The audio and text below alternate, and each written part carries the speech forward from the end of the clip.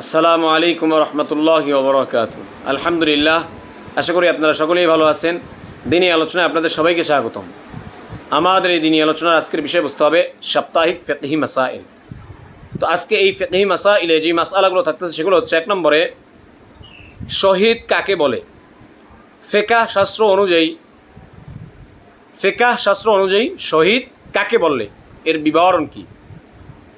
তো এই বিষয়ে কাজী সানাউল্লাহ বানিবুদ্দিন রহমতুল্লাহ আলাইহি তিনি তার মালাবুদ্দ মিনহুতে লেখেন, শহীদ বলা হয় যে মুসলমান আহলে হরব অর্থাৎ কাফের সৈন্য অথবা আহলে বাগি হক খেলাফতের বিদ্রোহকারী, যারা খেলাফতের বিদ্রোহ করে, আল্লাহর আইন বিধান প্রতিষ্ঠিত হোক, খেলাফত প্রতিষ্ঠিত হোক, এটার বিদ্রোহ যারা করে, ডাকাত বা দস্যু এর হাতে মৃত্যুবরণ করে, অথবা জিহাদের ময়দানে আহত অবস্থায় মৃত পাওয়া যায়, অথবা কোনো মুসলমান যদি জুলুম করে তাকে হত্যা করে, যে হত্যার কারণে হত্যাকারীর উপর দিয়ত ওয়াজিব হয় না, যাকে সংহার করা হয়েছে সে যদি নাবালেগ, উম্মাদ, জুনুবি, যার উপর গোসল ফরজ, হায়েজ নেফাজওয়ালি না হয়, অথবা মৃত্যুবরণ করার পূর্বে পানাহার করা, চিকিৎসা গ্রহণ করা, ক্রয় বিক্রয় করা, অথবা ওসিয়ত প্রদান করা ইত্যাদি কাজ করে যে না থাকে, অথবা আঘাতপ্রাপ্ত হওয়ার পর তার উপর কোনো নামাজ ফরজ না হয়ে থাকে, তাহলে ফিকহ শাস্ত্রের পরিভাষায় তাকে শহীদ বলা হয়ে থাকে। এই যে উপরোক্ত যে কথাগুলো বলা হলো, এই বিধান যদি কারো মধ্যে পাওয়া যায়, এই বিষয়গুলো যদি কারো মধ্যে পাওয়া যায় শরিয়াতে, ফিকহ শাস্ত্রের মধ্যে, সে ফিকহ শাস্ত্রের পরিভাষায় তাকে শহীদ বলা হয়।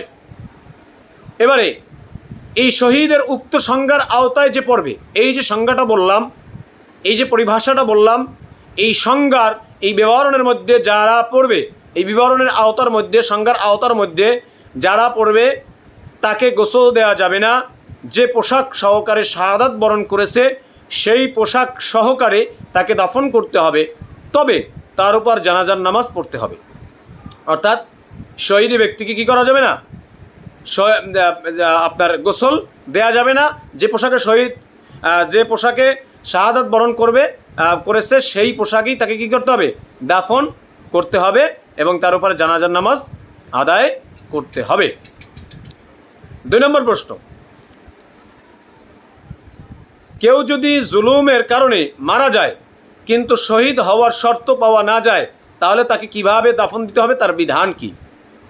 এ প্রশ্নের উত্তর হচ্ছে, কেউ যদি জুলুমের কারণেও মৃত্যুবরণ করে থাকে আর উপরোক্ত যে শর্তাবলী আছে এই শর্তাবলী যদি পাওয়া না যায়, শহীদের যে সংজ্ঞা আছে এই সংজ্ঞাগুলো যদি তার মধ্যে না পাওয়া যায়, তবে তাকে গোসল দিয়ে কাফন পরিয়ে দাফন করতে হবে। অবশ্য সে শহীদের সওয়াব পাবে, তবে সে হাকিকতান শহীদ হবে না।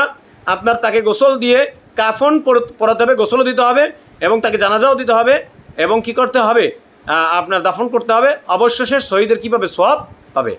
সে শহীদ হওয়ার যে সওয়াব আছে এই সওয়াব সে পাবে। এবারে 3 নম্বর প্রশ্ন, কোনো ব্যক্তি যদি শরিয়াতের হদ বা কিসাস এর প্রয়োগের কারণে মৃত্যুবরণ করে তাহলে সে শহীদ হবে কি না। আপনার কোনো ব্যক্তি যদি শরিয়াতের হদ অর্থাৎ শরিয়াতের যে বিচার আছে, এই বিচার যদি তার উপরে প্রয়োগ করা হয়, অথবা কিসাস হত্যার বদলে হত্যা, এই আপনার বিধান এটা যদি কারো উপরে আপনারা প্রয়োগ করা হয় এবং এই প্রয়োগের কারণে সে যদি মৃত্যুবরণ করে তাহলে সে শহীদ হবে কিনা। এ প্রশ্নের উত্তর হচ্ছে, কোনো ব্যক্তি যদি হদ শরিয়তের শাস্তি বা কিসাস শরিয়তের বিচারের হত্যার বিনিময়ে হত্যা এর কারণে মৃত্যুবরণ যদি করে তাহলে সে শহীদ হবে না। তাকে শহীদ বলার মানে সে শহীদি বিধান তার মধ্যে পড়ে না, সে শহীদ হবে না।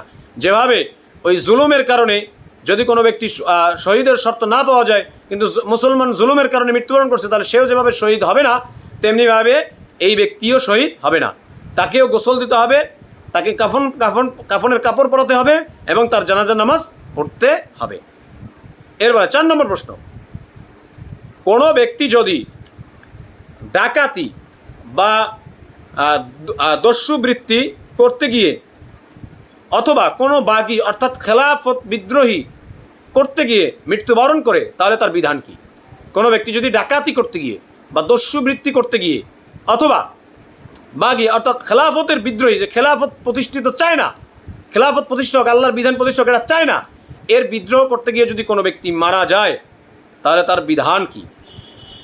এ প্রশ্নের উত্তরে কাজী সানাউল্লাহ পানিবুদ্দুর রহমতুল্লাহ তিনি মালাবুদ্দমিনের ভিতরে এই ব্যক্তির বিধান লেখেন যে ডাকাত বা দস্যুবৃত্তি করতে গিয়ে অথবা কোনো বাগে খেলাফত বিদ্রোহ করতে গিয়ে মৃত্যুবরণ করে তবে তাকে গোসল দিতে হবে, কিন্তু তার জানাজার নামাজ পড়া যাবে না। এই ব্যক্তির গোসল দিতে হবে, কাফনও পড়াতে হবে, কিন্তু তাকে তার জানাজার নামাজ পড়া যাবে না। কেন? হতে পারে সে ওই যে খেলাফতের বিদ্রোহ মানে আল্লাহ তাআলার বিধান প্রতিষ্ঠিত সে চায় না এ কারণে, অথবা সে ডাকাতি করতে গেছে, অন্যায়, এটা মারাত্মক অন্যায় কাজ, সে দুর্বৃত্তগিরি করতে গেছে, হিংসা ফাসাদ সৃষ্টি করতে গেছে, মানুষকে অন্যায়ভাবে হত্যা করতে গেছে, সমাজের মধ্যে খারাপ কাজ ছড়িয়ে দিতে গেছে, এই দুর্বৃত্তি যেটাকে বলা হয়, এগুলো করতে গিয়েছে, এই শাস্তিস্বরূপ হয়তো তাকে জানাজা পড়া যাবে না, এজন্য বলতে পারে তার বিধান হতে পারে।